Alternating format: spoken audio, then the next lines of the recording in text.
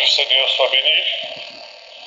Je voudrais tout d'abord vous saluer de la traditionnelle salutation parmi les Juifs en Israël, Shalom Aleichem. Et cette salutation, c'est celle que Jésus a adressée aussi à ses disciples. Nous lisons cela dans l'évangile de Luc, lorsque, après sa résurrection, les apôtres étaient rassemblés dans la chambre haute, toutes les portes étaient fermées, et la Bible nous dit que soudain Jésus est apparu au milieu d'eux, et il leur a dit justement ces paroles, Shalom Aleichem, ça veut dire, la paix soit avec vous. Eh bien, Jésus, le prince de paix, celui qui donne la paix, Jésus a parlé des temps que nous vivons aujourd'hui. Il en a parlé pour à la fois nous avertir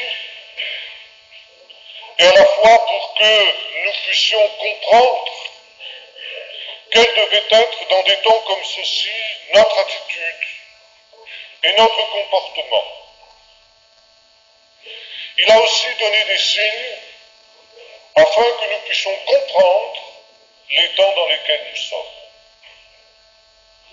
Hier soir, nous avons longuement parlé des prophéties de l'Ancien Testament relatifs aux temps dans lesquels nous vivons et plus particulièrement à ce que les prophètes avaient annoncé concernant Israël. Et nous avons vu qu'il y avait deux types de prophéties. Premièrement, des prophéties qui concernaient la ruine, la destruction du peuple, du pays et la dispersion jusqu'aux extrémités de la terre. Et puis qu'il y avait une deuxième série de prophéties qui annonçait le rassemblement et le retour comme un signe qui marquerait la venue des temps messianiques. Nous avons vu cela dans l'Ancien Testament et nous n'avons fait qu'effleurer le sujet. Et je crois que tous ceux qui connaissent un peu la Bible sont conscients qu'il y a dans l'Ancien Testament un grand nombre d'autres prophéties qui vont dans le même sens. Mais beaucoup de gens sont nettement moins conscients que dans le Nouveau Testament également, il y a de nombreuses prophéties relatives au même sujet. Et c'est de ces prophéties dans le Nouveau Testament que j'aimerais que nous entretenions cet après-midi. Je vous propose de faire une lecture dans l'évangile de Luc,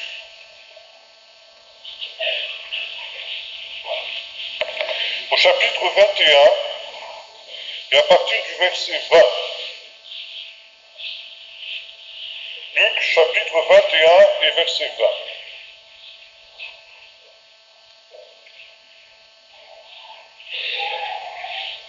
C'est pourquoi, dit Jésus, lorsque vous verrez Jérusalem entourée par des armées, alors soyez sûrs que sa désolation est proche.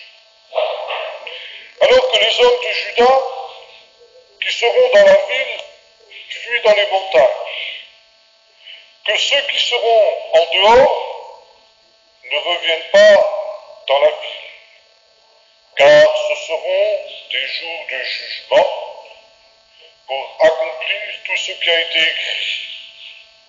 Malheur à celles qui seront enceintes et à celles qui allaiteront dans ces jours-là, car la détresse sera tellement grande dans le pays, et il y aura de la colère contre ce peuple. Ils tomberont sous le tranchant de l'épée, ils seront emmenés captifs parmi toutes les nations, et Jérusalem sera foulée aux pieds par les nations, jusqu'à ce que les temps des nations soient accomplis.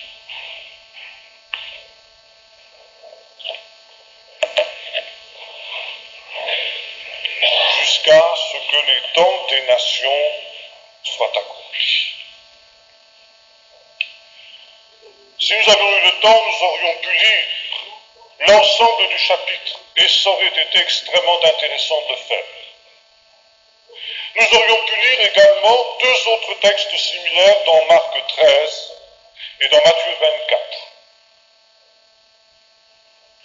Je rappelle simplement dans quelles circonstances Jésus a prononcé ces paroles.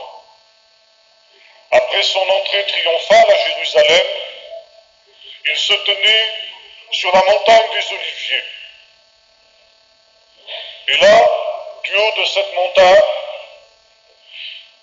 le regard découvre avec émerveillement le splendide spectacle offert par la ville de Jérusalem jusqu'à nos jours. Et à l'époque de Jésus, il y avait un monument qui était particulièrement spectaculaire et magnifique à voir, c'était le temple. Joseph Flavius, l'historien, qui était à peu près contemporain de Jésus, et en particulier des événements que Jésus évoque ici, déclare que celui qui n'avait jamais vu le temple d'Hérode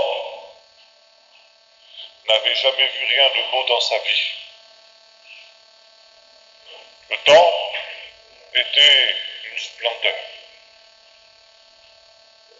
Et les disciples de Jésus, émerveillés par ce temple, lui disent « Rabbi, regarde ce temple, regarde ces pierres. » Ces pierres, on peut encore les voir aujourd'hui. Elles forment le soubassement de ce qu'on appelle, de ce que les Juifs appellent le mur occidental, de ce que les non-Juifs appellent le mur des lamentations. C'est jusqu'à aujourd'hui le lieu le plus saint pour les Juifs.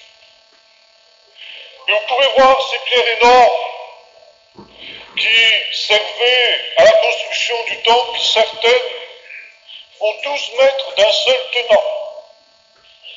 Regarde, Rabbi, ces pierres. Et Jésus dit, vous voyez, eh bien, il ne restera pas pierre sur pierre qui ne soit renversée. Et les disciples étaient étonnés de cette prophétie. Comment ce temple magnifique? Et en effet, une quarantaine d'années plus tard, la parole de Jésus se réalisait à la lettre dans les circonstances dramatiques que nous avons évoquées hier, où, après un siège terrible, que Jésus décrit ici en quelques mots quand il parle de cette détresse, un soldat romain pris dans le feu du combat a soudain lancé par une des fenêtres du sanctuaire une torche enflammée, et le bois précieux qui était à l'intérieur du sanctuaire s'est immédiatement mis à brûler. Titus, l'empereur, plutôt à cette époque-là, il n'était pas encore empereur, il était simplement général en chef de l'armée romaine, a donné l'ordre que l'on épargne le temple, que l'on fasse tout pour éteindre l'incendie, mais rendu fou, furieux par l'âpreté du combat qu'ils avaient mené jusqu'alors, les soldats romains n'écoutaient pas les ordres et ils attisaient l'incendie. Et le temple a brûlé jusque dans ses fondements. Et dans leur rage, les Romains ont détruit ce temple pour qu'il n'en reste pas pierre sur pierre. Et Titus, le général romain, a demandé, a réussi à obtenir quand même que l'on garde, qu'on laisse debout une partie du mur, ce fameux mur occidental devenu pour les Juifs mur des lamentations, pour montrer aux générations futures quelque chose de la splendeur de ce temple et de la difficulté qui avait été la sienne pour le détruire. La prophétie de Jésus s'était accomplie à la lettre. Cela, on le sait. Mais ce que l'on sait moins, c'est qu'il y a une suite. Jésus a prophétisé dans les trois passages que nous avons cités, Matthieu 24, Marc 13 et Luc 21, cette destruction du temple. Mais Jésus a annoncé parallèlement avec la destruction du temple, la ruine de Jérusalem, la dispersion de ses habitants jusqu'aux extrémités de la terre, et enfin qu'ils seraient rassemblés et que Jérusalem cesserait d'être foulée aux pieds par les nations. Quelques dizaines d'années après la destruction du temple, quelques rabbins étaient venus se lamenter sur les ruines.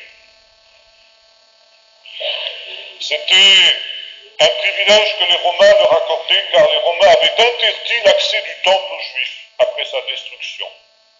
Seulement une fois dans l'année, le jour anniversaire de la destruction du temple, les Juifs avaient le droit de s'approcher jusqu'à une certaine distance de l'esplanade qui était en ruine à l'époque et sur laquelle se dressent aujourd'hui les mosquées. Et là, ils pouvaient se lamenter. Et ces quelques rabbins étaient venus de la lointaine Galilée pour se lamenter sur le temple détruit. Et soudain, ils ont vu un renard qui sortait des décombres et qui se mettait tranquillement à se promener sur l'endroit où autrefois se dressait le lieu très saint, ce lieu où seul le grand prêtre avait le droit de pénétrer une fois par an le grand jour des expiations. Et dans la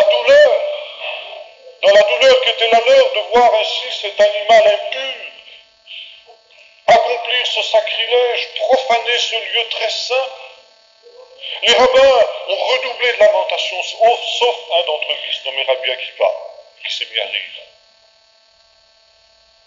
À la grande stupéfaction et l'indignation de ses camarades, qui ont dit « Comment, Akiva, tu peux rire quand tu vois s'accomplir ainsi un sacrilège, cet animal qui est en train de fouler le lieu très saint ?»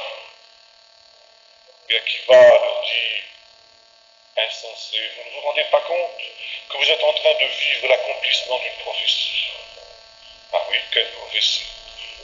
La prophétie qu'on trouve dans le livre des Lamentations. Le sanctuaire est détruit, dit Jérémie, des renards s'y promènent. Seulement il y a une suite.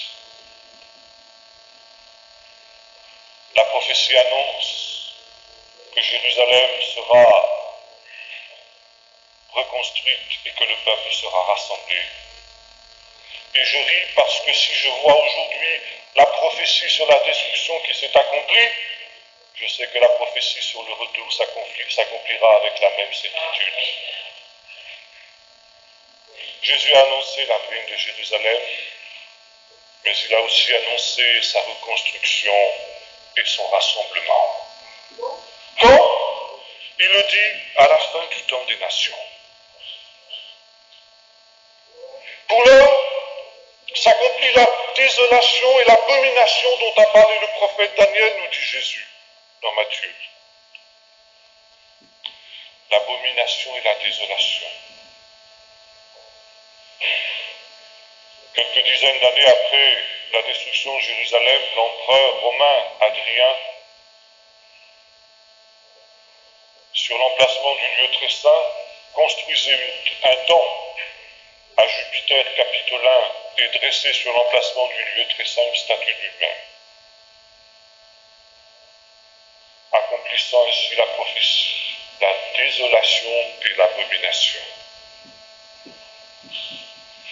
Mais ce temps où les nations fouleront Jérusalem ne sera pas éternel, dit Jésus.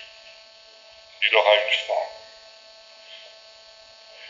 Et cette fin sera conforme à tout ce que déjà les prophètes avaient annoncé. Jésus ici entre dans la perspective de ce qu'on appelle un cycle prophétique. Qu'est-ce que c'est qu'un cycle prophétique? C'est une série d'événements qui sont annoncés prophétiquement et qui obéissent en quelque sorte à une loi spirituelle. Nous trouvons ce cycle décrit notamment dans le livre du Lévitique, au chapitre 26, versets 27 à 45, où le Seigneur, parlant à Israël, de la Torah qu'il lui a donné, il dit voilà, si vous mettez en pratique tous ces commandements que je vous donne aujourd'hui, vous serez bénis. Vous serez la première des nations. Je bénirai votre blé, je bénirai votre bétail, je bénirai vos récoltes. Et si vous êtes attaqués par vos ennemis, vous les vaincrez. Mais si vous n'écoutez pas les paroles de cette loi, ce sera l'inverse. Je vous maudirai, et je maudirai vos bénédictions. Et si vous vous endurcissez, je vous résisterai 7 fois davantage. Et nous trouvons ensuite cette menace, je vous disperserai aux 4 vents des cieux. Vous serez parmi les nations la queue et non pas la tête. Et vous serez tremblants. Vous direz au matin, puisse le soir être là. Et le soir, vous direz, puisse le matin être là. Je rendrai votre cœur craintif. Vos ennemis domineront sur vous. Mais le Seigneur continue en disant qu'il leur fera grâce. Et quand bien même, dit-il, tu serais dispersé aux extrémités de la terre, de là je te rassemblerai. Et je te ramènerai dans ton pays. Je ramènerai aussi ton cœur, c'est le même mot. Et là, je ferai en sorte que tu suives mes lois et mes ordonnances. Nous trouvons ce cycle dans le livre du Lévitique, je disais tout à l'heure, on trouve quelque chose d'équivalent à peu près dans le chapitre 30 du livre du Deutéronome. Et bien sûr, comme nous l'avons vu hier, nous trouvons ce cycle chez les prophètes. À l'époque de Jésus, il y avait aussi une autre pensée que l'on avait, à partir du livre de Daniel, où Daniel aussi avait parlé de ce cycle et de la désolation à laquelle Jésus fait allusion. Quand vous verrez l'abomination et la désolation dont a parlé le prophète Daniel, dit Jésus dans un texte parallèle à celui que nous avons lu dans Luc, et quand vous verrez cette abomination et cette désolation établie au lieu saint, selon un autre évangile, là où elle ne doit pas être, alors faites attention, ce sera un grand signe. Signe de quoi? Signe que commence un temps qui va être donné aux nations. Temps donné aux nations, pourquoi faire? D'abord, pour fouler aux pieds Jérusalem. Et là, nous voyons justement que nous vivons des événements graves, prophétiques.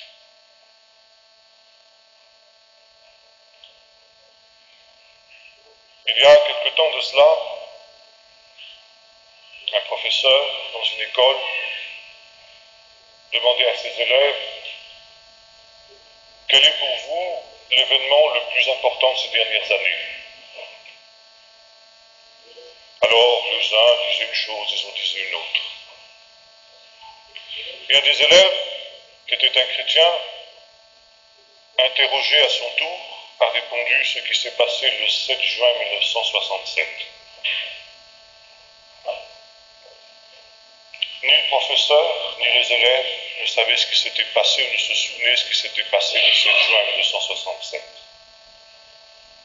Je ne sais pas si vous le savez. Je le sais parce que moi, je l'ai vécu directement. J'étais sur place. Lorsque, à 11h du matin, alors que nous étions dans les abris, bombardés depuis 70 heures par l'artillerie jordanienne, nous avons entendu soudain résonner à côté du mur occidental, le mur des lamentations, l'ultime vestige du temple décrit par Titus. Nous avons soudain entendu retentir le son du corps, le chauffard ou le kérin. Après 2000 ans d'exil, le peuple d'Israël était revenu dans son pays.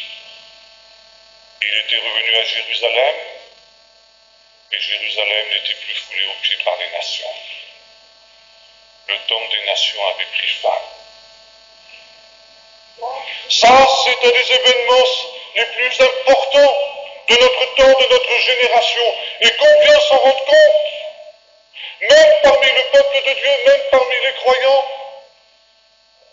qui est conscient que là c'était une heure prophétique essentielle au cadran de l'histoire.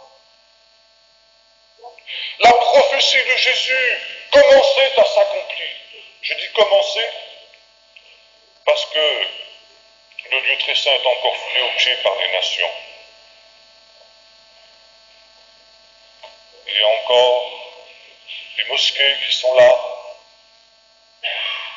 Il y a encore ce qui ne doit pas y être, dit Jésus. Parce que le temps n'est pas encore tout à fait accompli, mais nous sommes en marche. Et c'est pourquoi nous pouvons savoir à la lumière de cette prophétie que nous vivons les ultimes moments de l'histoire. Les ultimes moments qui doivent se terminer par quoi? Et si nous lisons la suite du récit, c'est très clair, par le retour de Jésus. Et l'accomplissement des ultimes prophéties. Alors quand je dis bien sûr les ultimes événements de l'histoire, je ne veux pas dire que ça va se produire dans les 8 jours qui viennent.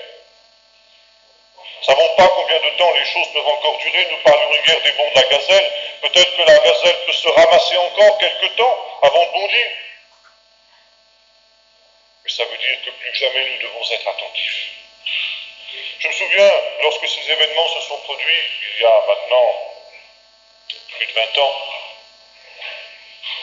parmi les enfants de Dieu, ça avait été un véritable choc. Tout le monde était conscient que c'était la prophétie de Jésus qui était en train de s'accomplir et que les temps étaient graves. Et puis, vous savez, on s'habitue à tout. C'est un petit peu comme lorsque les vierges de la parabole ont pris leur lampe pour aller à la rencontre de l'époux, et soudain l'époux s'est mis à tarder. Et la Bible nous dit elles s'endormirent toutes. Et je crois que ces événements-là se sont un peu estompés aujourd'hui dans l'esprit de bien des gens. Et que la parabole des vierges est en train de s'accomplir, elles s'endorment. Puissions-nous nous réveiller pendant ces jours et prendre conscience, comme le dit l'apôtre Paul, que nous sommes plus près maintenant de ces événements que lorsque nous avons cru. La nuit est avancée et c'est le moment de se réveiller du sommeil enfin. Jusqu'à ce que le temps des nations soit accompli. Vous savez, les évangiles ont été écrits en grec, mais les paroles de Jésus n'ont pas été prononcées en grec. Les paroles de Jésus ont été prononcées en hébreu. Et ceux qui ont traduit en grec les paroles de Jésus ont été tellement scrupuleux parce que c'était des paroles saintes, qu'ils les ont traduites mot à mot, même si parfois en grec ça ne voulait pas dire grand-chose. Mais ils ne voulaient pas qu'aucune des paroles de Jésus ne se perde. Alors, ils les ont traduites exactement. Ça veut dire que c'est très facile de les retraduire en hébreu. Et quand nous les retraduisons en hébreu, les paroles de Jésus, nous trouvons des choses très intéressantes. L'hébreu, les rabbins et Jésus enseignaient un peu comme le faisaient les rabbins, même si ils le faisaient avec une autorité que ces derniers n'avaient pas. L'enseignement des rabbins faisait souvent appel à des jeux de mots.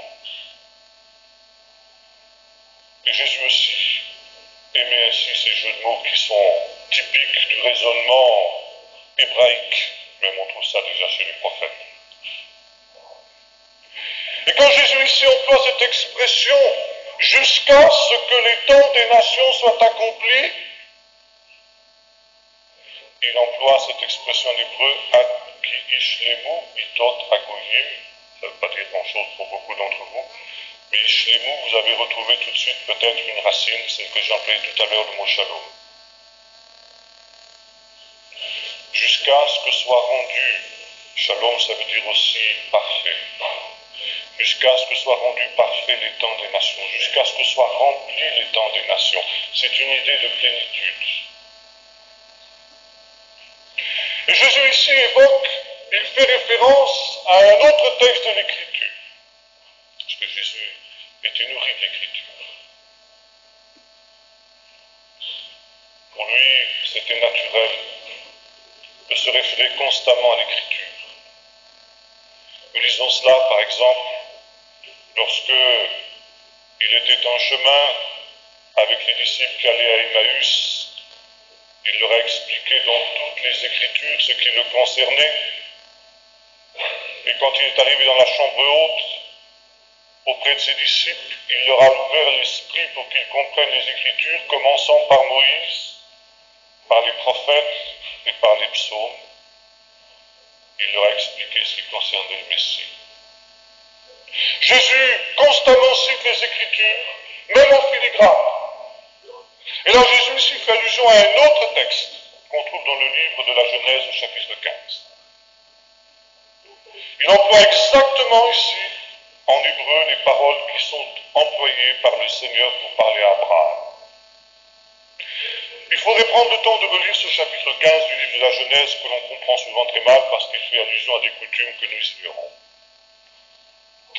Abraham reçoit de Dieu la promesse qu'il va posséder, lui et sa descendance, ce pays dans lequel il habite. Et Dieu lui dit, eh bien maintenant je vais m'engager vis-à-vis de toi par un serment pour te garantir que toi et ta postérité, tu posséderas ce pays. Alors voilà ce que tu vas faire, tu vas prendre un certain nombre d'animaux, des bœufs, des pigeons, etc. Tu vas les couper par morceaux, et puis il va se passer quelque chose. Qu'est-ce qui se passe? Le Seigneur, sous la forme d'un feu, va passer entre les animaux partagés. Vous allez me dire, qu'est-ce que ça veut dire? Eh bien, à cette époque-là, quand on voulait conclure un contrat, on n'allait pas chez un notaire et on ne signait pas un papier. D'abord parce que le papier, ça n'existait pas. Et deuxièmement, parce qu'il n'y avait pas beaucoup de gens qui savaient lire et écrire. Alors, quand on voulait s'engager dans une transaction commerciale, eh bien, on prenait les animaux, on les partageait, et les deux parties contractantes passaient entre les animaux, ça veut dire on était liés. Dieu emploie cette méthode, ce moyen qui était dans la culture de l'époque pour s'engager vis-à-vis d'Abraham.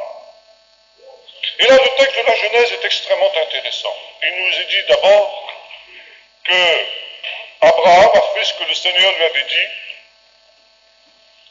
et le temps passait.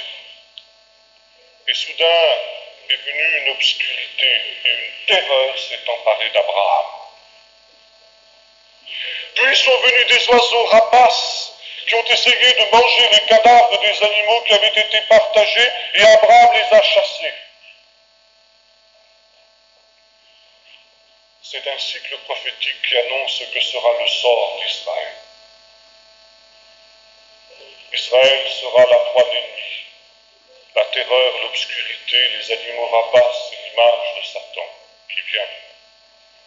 Et Abraham les chasse. Et quand c'est fait, le Seigneur lui-même vient sous la forme d'un feu. Il parle à Abraham. Il dit ceci, sache que tes descendants seront captifs dans un pays qui ne sera pas le leur, où ils seront opprimés. Mais le peuple qui vous opprime, moi l'Éternel, je le juge. Et là, l'hébreu emploie une expression rare, une forme grammaticale rare, dam anochi. Ça signifie, je le juge dans l'absolu. C'est quelque chose qui n'a rien à voir avec le passé, avec le présent, ni avec l'avenir. C'est intemporel sur le plan de la grammaire hébraïque. Ça veut dire à toutes les époques, à toutes les générations, le peuple qui vous opprime, quel qu'il soit, moi l'Éternel, je le juge. Et vous pouvez regarder dans l'histoire, ça s'est accompli comme ça. Tous les peuples qui se sont dressés contre Israël ont eu affaire au jugement de Dieu, jusqu'à l'Allemagne hitlérienne de ces derniers temps. Le peuple qui vous opprime, je le juge. Il a affaire à moi, l'Éternel. Quant à tes descendants, au bout de la 4e génération, je les ferai remonter, ils reviendront de ce pays avec de grandes richesses, parce que le péché des Amoréens n'est pas encore chalet, il n'est pas encore plein, il n'est pas encore parfait. Et nous trouvons dans la littérature de l'époque cette idée que le temps du Messie viendra en même temps quand le péché des nations arrivera à son comble. Et ça, c'est l'idée. Jusqu'à ce que soit à son comble le temps des nations, dit Jésus littéralement, si on veut traduire un petit peu à partir de l'hébreu. Jésus ici sous-entend qu'au moment où Jérusalem cessera d'être foulée aux pieds par les nations, le péché des nations païennes arrivera aussi à son comble, et que ce sera le signe du retour de Jésus. Vous avez de nombreuses prophéties de l'Ancien Testament et du Nouveau Testament qui vont dans ce sens. Chez Paul aussi on trouve ça. Quand il parle dans la première épître aux Thessaloniciens de l'homme du péché, du fils de la perdition, ou encore dans un autre texte du mystère de l'iniquité qui arrive à sa plénitude. Et Jésus ici annonce qu'au temps où Jérusalem redeviendra juive, le péché des nations aussi arrivera à son paroxysme. Regardez autour de vous, frères et sœurs, et dites-moi s'il y a eu une génération aussi pécheresse que la nôtre. Il faut remonter à l'époque de Noé, ou il faut remonter à l'époque de Sodome pour trouver quelque chose d'équivalent. Il y a aujourd'hui, non seulement, comme le dit l'apôtre Paul, le péché qui est démocratisé, pour reprendre l'expression du philosophe croyant qui était Jacques Ellul, une démocratisation du péché, je crois que c'est bien dit. Une véritable promotion du péché sous toutes ses formes. Jésus aussi dans un autre texte l'annonce, parce que le péché se sera accru, l'amour du plus grand nombre se refroidira. Aujourd'hui, le péché est banalisé, ça fait partie de la vie quotidienne. Que ce soit au niveau des médias, je disais tout à l'heure à notre frère, j'étais scandalisé hier, si j'ai bien compris en écoutant les bulletins d'information vers midi, pendant que je venais ici, dans ma voiture, j'ai entendu soudain, j'ai cru comprendre, je n'ai pas la télévision, mais j'ai cru comprendre qu'il était passé un film sur l'homosexualité à la télévision.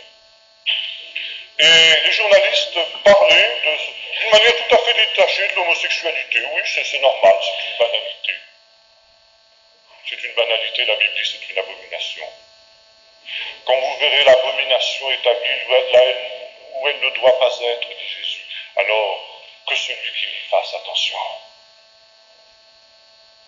Eh bien, ce comble du péché, nous y sommes presque, frères et sœurs. Je crois que ça va aller encore plus loin. Nous y allons bientôt. Et Jésus dit que celui qui lit fasse attention. Mais en même temps, Jésus met en garde en disant l'amour du plus grand nombre se refroidira à cause de cet accroissement du péché, parce que nous sommes dans cet environnement-là et qu'il y a une influence sur nous quand bien même nous ne nous en rendons pas compte. Et en même temps, nous voyons ici qu'il y a coïncidence entre les deux choses, le retour d'Israël dans son pays et l'accroissement du péché à un degré sans précédent. Il y a un troisième sens à l'expression temps des nations, plénitude du temps des nations. Ça, nous le trouvons chez saint Paul, dans le chapitre 11 de l'Épître aux Romains.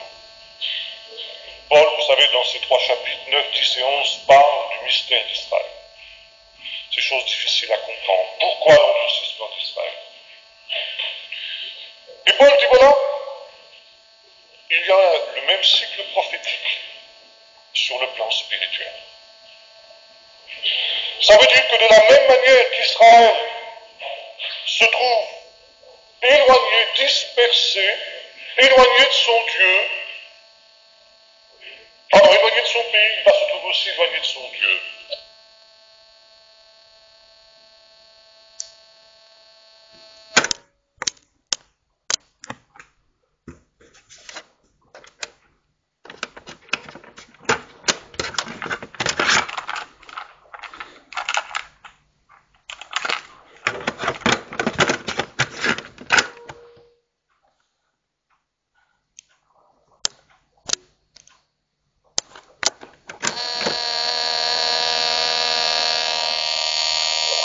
National d'Israël. Ça, c'est inévitable, c'est inscrit dans le plan de Dieu, ça s'accomplira qu'on le veuille ou non. Et quand ça s'accomplira, dit l'apôtre Paul, ce sera pour le monde entier comme une véritable résurrection. Si la chute d'Israël spirituelle, si le rééloignement de Dieu a été le moyen dont Dieu s'est servi pour parler aux nations, et là nous retrouvons aussi l'expression temps des nations. Jésus,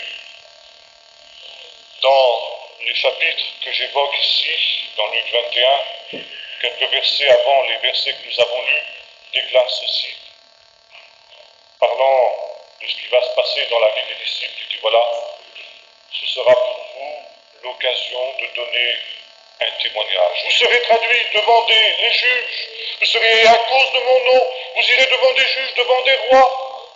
Mais quand cela vous arrivera, ne vous mettez pas en peine de ce que vous allez dire, parce que le Saint-Esprit vous donnera une telle puissance que ce n'est pas vous qui parlerez, mais ce sera le Saint-Esprit. Et ce sera pour vous l'occasion de donner un témoignage à toutes les nations. Il y a un autre texte aussi qui nous permet de comprendre ce que Jésus veut dire par là, celui auquel je faisais allusion hier au moment de l'Ascension, quand les disciples lui demandent, Rabbi, est-ce en ce temps-là que tu rétabliras le royaume d'Israël? Et Jésus leur dit, comme nous l'avons rappelé hier, ce n'est pas à vous de connaître les temps et les moments que le Père a fixés de sa propre autorité. Nous voyons ici que ce temps-là viendra quand la plénitude, quand le péché des nations sera à sa plénitude.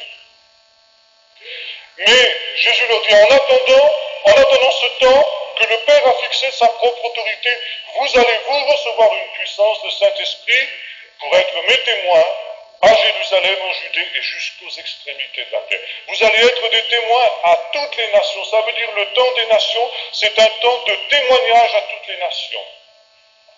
Et nous voyons dans un autre texte que Jésus aussi explique cela. Il dit voilà, avant que la fin ne vienne, cette bonne nouvelle du royaume sera prêchée à toutes les nations, et quand cela sera, alors viendra la fin. Donc ici, il y a un temps de grâce qui est donné aux nations, un temps où elles vont pouvoir entendre l'Évangile, un temps où il va y avoir un témoignage qui va leur être apporté par le Saint-Esprit. Et quand ce témoignage sera terminé, alors viendra la fin, dit Jésus. Et pour cela, les disciples vont recevoir cette puissance du Saint-Esprit. Un petit peu avant la première guerre d'indépendance d'Israël en 1948, le professeur Klausner, Joseph Klausner, se trouvait à Paris. Klausner est un professeur juif, le premier juif qui ait jamais écrit un livre positif sur Jésus. Jusqu'alors, à cause des problèmes entre le christianisme et le judaïsme, tous les livres qui avaient été écrits par des juifs étaient violemment contre Jésus. Klausner est le premier juif qui a écrit un livre où Jésus était envisagé de manière objective. Et à Paris, alors que la guerre d'indépendance battait son plein, Klausner a rencontré le nonce apostolique qui se nommait Roncalli, lequel Roncalli, quelques années plus tard, devait devenir pape sous le nom de Jean XXIII. Et le cardinal Roncalli a dit au professeur Klausner à peu près ceci: j'espère que les nations vont vous aider à secouer le joug de la perfide Albion, c'est-à-dire l'Angleterre, qui était à l'époque la puissance qui dominait sur la Palestine.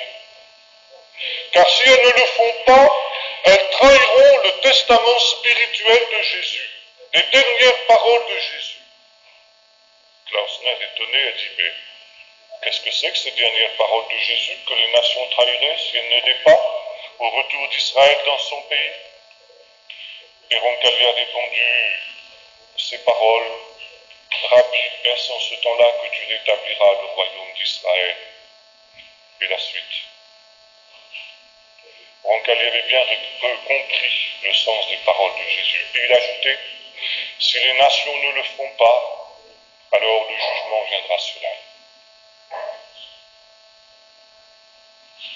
Et c'est pourquoi ici, nous vivons des temps solennels, des temps où la grâce de Dieu arrive à son terme pour les nations, et où bientôt vont venir les jugements de Dieu. Et c'est le sens aussi des événements que nous vivons aujourd'hui. Quand cela viendra-t-il? Paul répond, dans la suite du chapitre 11 de l'Épître aux Romains que j'évoquais il y a un instant. Frères, dit-il, je ne veux pas que vous soyez dans l'ignorance. C'est qu'une partie d'Israël est tombée dans l'endurcissement.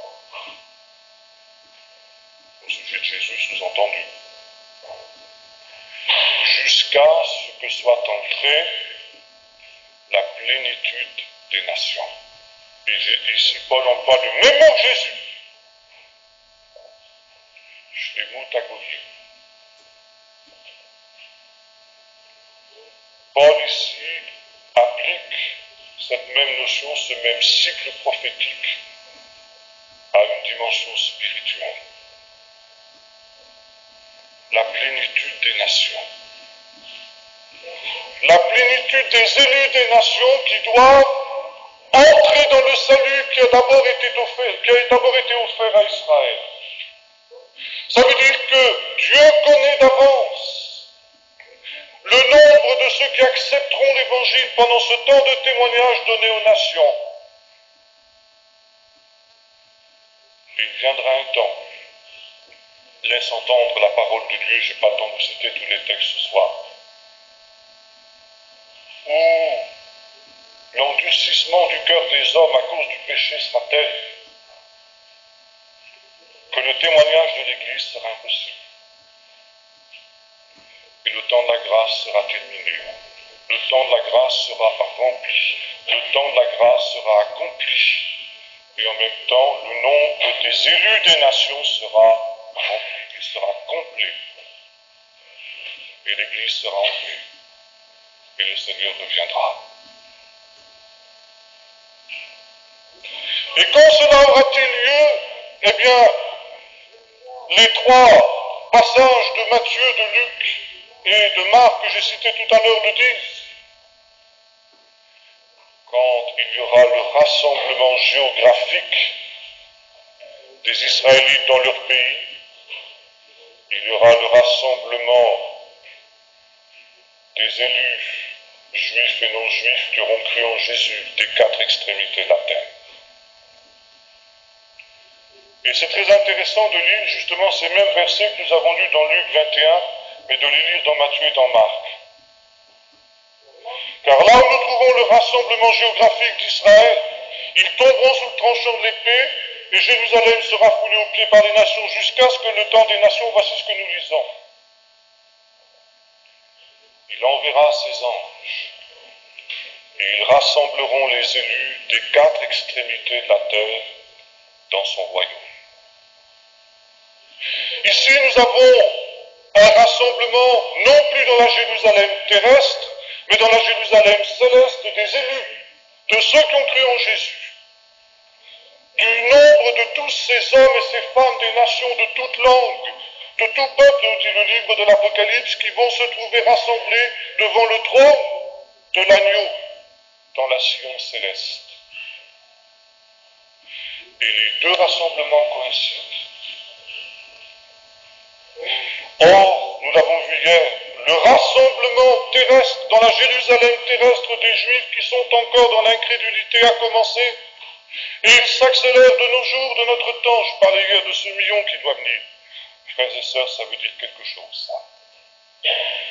Ça veut dire que le rassemblement spirituel des élus, de ceux qui ont cru en Jésus dans le royaume du Père est proche. Parce qu'encore une fois, les deux rassemblements sont parallèles dans l'Écriture. Ça veut dire que les choses vont se produire bientôt. Quand exactement, nous ne pouvons pas le dire. Jésus dit que nul ne connaît ni le jour ni l'heure, ni le Père, pardon, ni le Fils, le Père seul. Mais Jésus a dit, instruisez-vous d'une parabole tirée du figuier. Le figuier, c'est un des premiers arbres qui fleurit au printemps. Quand vous voyez les premiers bourgeons pousser sur le figuier, vous savez vous-même que l'été est proche. Et quand vous verrez ces choses arriver, sachez que le Fils de l'homme est proche, qu'il est à la porte. Or, le figuier, dans toute la littérature rabbinique et dans la Bible, c'est l'image d'Israël. Israël est en train de refleurir, et nous savons donc que l'été est proche. L'été, c'est le retour de Jésus. L'été, c'est le rassemblement des élus dans le royaume du Père. L'été, c'est le salut que le Seigneur veut manifester à son peuple. La chose est proche, et Jésus a dit, quand vous verrez ces choses arriver, réjouissez-vous et redressez votre tête, parce que votre délivrance est proche. Seulement, c'est dans la foi qu'on relève la tête. Parce qu'autrement, il n'y a pas de quoi se réjouir. Car nous l'avons vu tout à l'heure, pour les impies, c'est le jugement de Dieu qui vient. Le temps des nations, c'est le temps aussi où le Seigneur visite les nations par ses jugements. Lisons ça dans le livre du prophète Ézéchiel. Je n'ai pas le temps de relire les textes, mais vous pourrez retrouver ça. Le temps où le Seigneur visite les nations impies de ses jugements. Et c'est pourquoi hier nous parlions de cette prophétie d'Ésaïe, le matin vient et la nuit aussi. Jésus dit, dans ce temps-là, les hommes rendront l'âme de terreur dans l'attente de ce qui surviendra, car les puissances des célestes même seront ébranlées. Mais vous, dit Jésus, ne soyez pas troublés quand vous verrez ces choses. C'est dans la foi qu'on relève la tête. Seulement, il est vrai autrement que les choses ne sont pas réjouissantes. Il y a, à l'époque des apôtres, un petit peu après l'époque des apôtres, il y a un ouvrage que l'on appelle la Didaché des 12 apôtres. Ça veut dire l'enseignement des 12 apôtres. C'est un ouvrage qui a été écrit par des juifs chrétiens qui croyaient en Jésus. Ça n'a pas été conservé au canon des Écritures, mais ça nous éclaire sur la vie des premiers chrétiens. Le nom hébreu de cet ouvrage s'appelle « Il y a deux chemins ». Parce que c'est un commentaire de cette parole qu'on trouve déjà dans le livre du Deutéronome, où Dieu dit à Moïse, ou plutôt Moïse dit au peuple de la part de Dieu, « Voici, j'ai mis devant toi deux chemins, le chemin de la vie et de la bénédiction, et le chemin de la mort et de la bénédiction. Choisis la vie pour que tu vives. » Et vous savez, Jésus reprendra cette image des deux chemins, qui était familière au judaïsme de son temps à cause de ce texte. Et le livre de la Didaché reprend ce thème. Il y a deux chemins. Et dans la suite du récit, l'auteur écrit ceci. Lorsque vous vous assemblez pour participer au repas du Seigneur, alors dites ceci. En bénissant le Seigneur pour le pain et le vin, vous direz de la même manière que les épis étaient autrefois dispersés sur les coteaux et que les grappes étaient autrefois dispersées sur les collines et que maintenant elles sont rassemblées sur cette table dans ce pain et dans ce vin. Qu'ainsi, Seigneur, toute ton Église soit bientôt rassemblée dans le royaume du Père. Et vous ajouterez, Maranatha, viens Seigneur Jésus. Il y avait donc cette espérance dans la vie des premiers chrétiens de ce rassemblement dans le royaume du Père. Nous trouvons cela aussi chez Justin Martyr, qui vivait au IIe siècle, qui parle de ce rassemblement dans la Jérusalem céleste de tous les croyants, avec Abraham, avec tous les prophètes.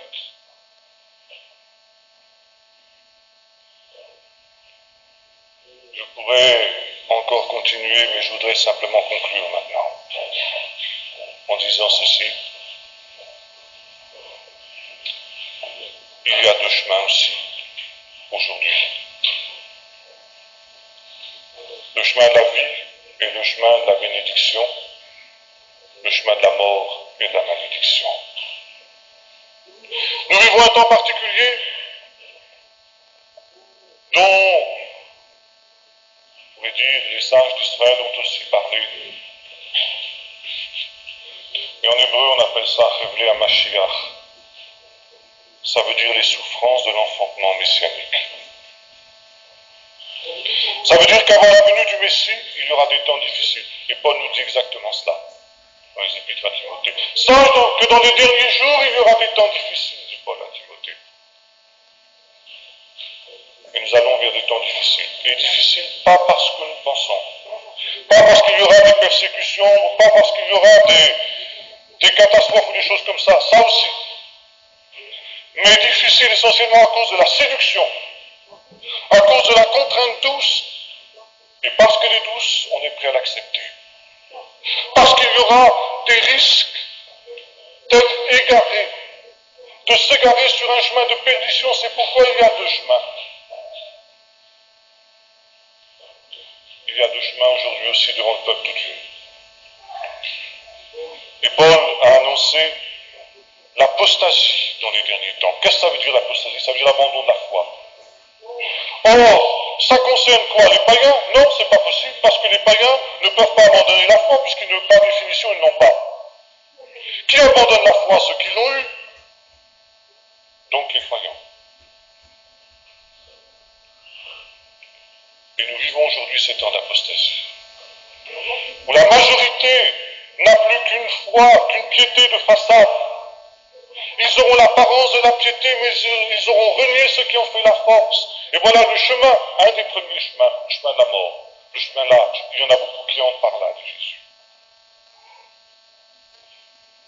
C'est le chemin facile.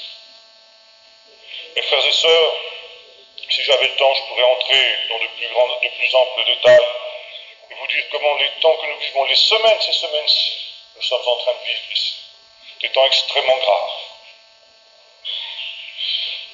Et ce qui est en train de se passer aujourd'hui va déterminer l'avenir d'un grand nombre de croyants. Je ne peux pas entrer dans les détails, mais j'en suis persuadé. Je suis persuadé que, comme Jésus dit, dans les temps qui viennent, beaucoup se trahiront, renieront le maître qui les a rachetés, comme Jésus l'a annoncé. Et ils auront l'apparence de la piété. Ils se rassureront eux-mêmes par de faux raisonnements, s'imaginant qu'ils sont encore dans la foi. Et en fait, ils seront sur le chemin large qui mène à la perdition, sur le chemin de l'apostasie douce. Et puis il y a l'autre chemin, le chemin étroit, le chemin qui mène à la vie. Le chemin qu'avait suivi Abraham lorsqu'il avait entendu l'appel de Dieu à Ur en Chaldée, qui lui avait dit en hébreu l'er lecha. Ça veut dire littéralement va-t'en pour toi. Et Rachi, le grand commentateur de la Torah, explique ce pour toi étrange, ça veut dire pour ton bien, pour le meilleur pour toi. Va-t'en Abraham, quitte, mets-toi en marche, vers où? Vers la cité que je te montrerai, vers le pays que je te montrerai, et l'Épître aux Hébreux nous dit vers la cité qui a celui du fondement, dont Dieu est l'architecte et le constructeur, la Jérusalem céleste. Pour cela, Abraham, pour ce chemin qui sera le meilleur qui puisse t'arriver, il faut que tu quittes une foule de choses. Quitte ton pays, ta patrie, la maison de ton père. Quitte ton confort, quitte ta vie facile. Quitte le divertissement dans lequel vivent tes contemporains et qui éloignent de Dieu, qui détournent de Dieu. Je dirais que ça, c'est un des plus grands dangers auxquels sont confrontés les chrétiens de ce temps. Le jeu, le divertissement, les loisirs, les choses faciles. Quitte ces choses, Abraham, et mets-toi en route vers l'invisible, la ville invisible. Comme Moïse qui s'était mis en route aussi, voyant ce qui était invisible. La cité qui a de solides fondements, dont Dieu est l'architecte et le constructeur. Mets-toi en route, Abraham, vers ce lieu. Il y a deux chemins, frères et sœurs. Et Dieu dit, dans ce temps particulièrement solennel et grave que nous vivons, je dis dans ces semaines-ci. Vous savez, le propre des événements prophétiques, c'est qu'on ne les voit pas souvent quand on les vit. C'est après qu'on se rend compte. À moins que d'être vraiment à l'écoute de Dieu. Mets-toi en route, toi aussi, pour ton bonheur, mon frère. Comme Abraham, Dieu dit, quitte peut-être tes conceptions, ta vision humaine des choses, de la foi. Quitte une certaine conception, peut-être même que tu crois spirituelle, dans laquelle tu t'es installé, et tu ne te rends pas compte que tu es en train de t'assoupir et que tu es en train de glisser. Quitte ces choses, réveille-toi. C'est ton bonheur qui est en jeu, ton bonheur éternel. Quitte et mets-toi en route vers la cité céleste. Encore un peu de temps, et retentira le chauffard, la corne de bélier de l'ange. Il rassemblera ses élus des quatre extrémités de la terre dans son royaume. Jérusalem n'est plus foulée aux pieds par les nations. Le péché des nations est à son comble. Encore un peu et cela sera. L'apostasie est en train de se manifester dans l'Église. L'Évangile a fait le tour du monde. Il a servi de témoignage à toutes les nations. Les nations sont en train de le rejeter. Le temps de la grâce s'achève. Où seras-tu lorsque retentira cette corne de bélier? Seras-tu prêt? Alors pendant qu'il est temps encore, le Seigneur dit, Lech lecha, va-t'en pour toi, va-t'en pour ta vie, va-t'en pour ton bonheur.